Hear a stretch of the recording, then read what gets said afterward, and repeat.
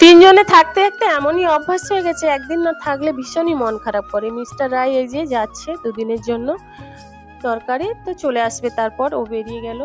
নমস্কার, কেমন আছো সবাই? নিশ্চয়ই ভালো আছে। আমি চন্দনা, একটি নতুন ব্লগে সবাইকে স্বাগত। এই দেখো বাবুইয়ের এরকম মন খারাপ হচ্ছে, পাপা চলে গেছে। তো আমরা তিনজনে যেখানে যাই একসঙ্গে যাই, মায়ের কাছে গেলেও দুদিনের জন্য তিনজনে একসঙ্গে যাই, আবার বাড়িতে গেলেও মানে গেলে তিনজনে একসঙ্গে যাই।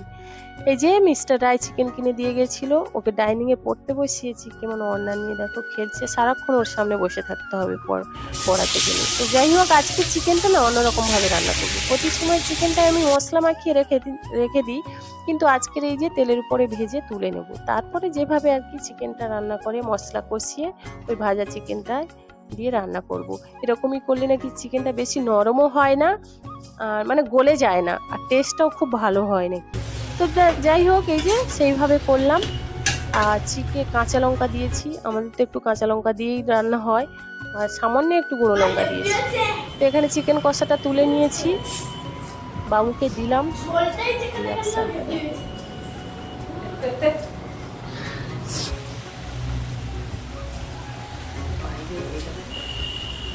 ওইদিকে আমার চিকেনটা হয়ে গেছে, গরম মশলা দিয়ে এই যে ঢাকিয়ে দিয়েছি। আর বাইরের ওয়েদারটা দেখো, সারা দিনই বৃষ্টি হচ্ছে। আর এখানে এই যে মা ছেলে মিলে ফ্রেশ হয়ে খেতে বসে গেলাম। আজকের এক তরকারি করেছি, এটাই হলে খাওয়া হয়ে যাবে। এখানে লেবু শসা নিয়েছি। তো খাওয়া দাওয়ার পর একটু রেস্ট নিয়েছিলাম, বিকেলে এই যে বাবুইকে পড়তে দিয়ে আসতে যাচ্ছি।